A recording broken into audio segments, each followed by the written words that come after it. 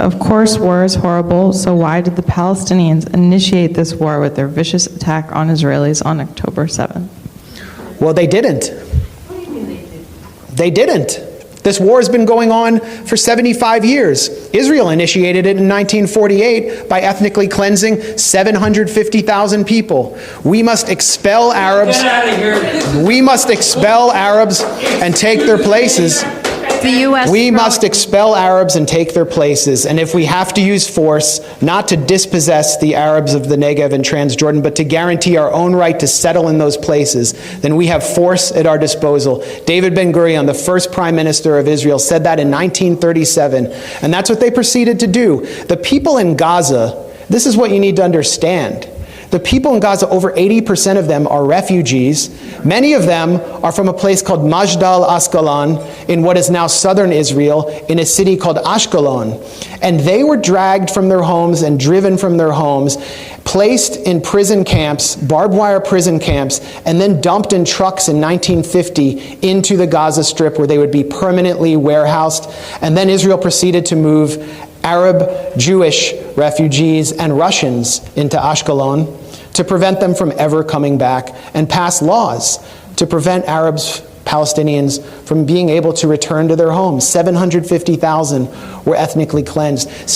For 18 years, the remaining Palestinians, 100,000, were internally displaced inside Israel. The remaining were put under military rule. They were under military occupation until 1966. Then in 1967, Israel violently, in a war it initiated, occupies Gaza, occupies the West Bank, occupies the Sinai Peninsula, the Golan Heights in East Jerusalem, and then invades Lebanon in 1982, attacking Palestinian refugees there, puts Gaza under siege in 2005. No one can get in or out without Israeli military permission.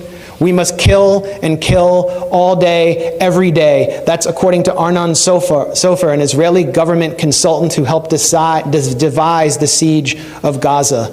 For years, Israel would not allow certain chocolates and A2 paper into Gaza. And then they began these brutal military assaults, which they call mowing the lawn.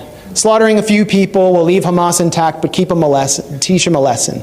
And I talked to you about those assaults that took place on Gaza. So this didn't come out of a vacuum. You're not going to be able to hold people under siege, to cut them off from the world, and then expect them to just play along. And that doesn't mean that I celebrate what happened on October 7th. It should have never had to happen. The reason it happened is because of the Israel lobby here, the genocide Democrats and the genocide Republicans who deny the Palestinians any right to have rights. And it's the right to have rights that defines you as a citizen. They're citizens of nothing.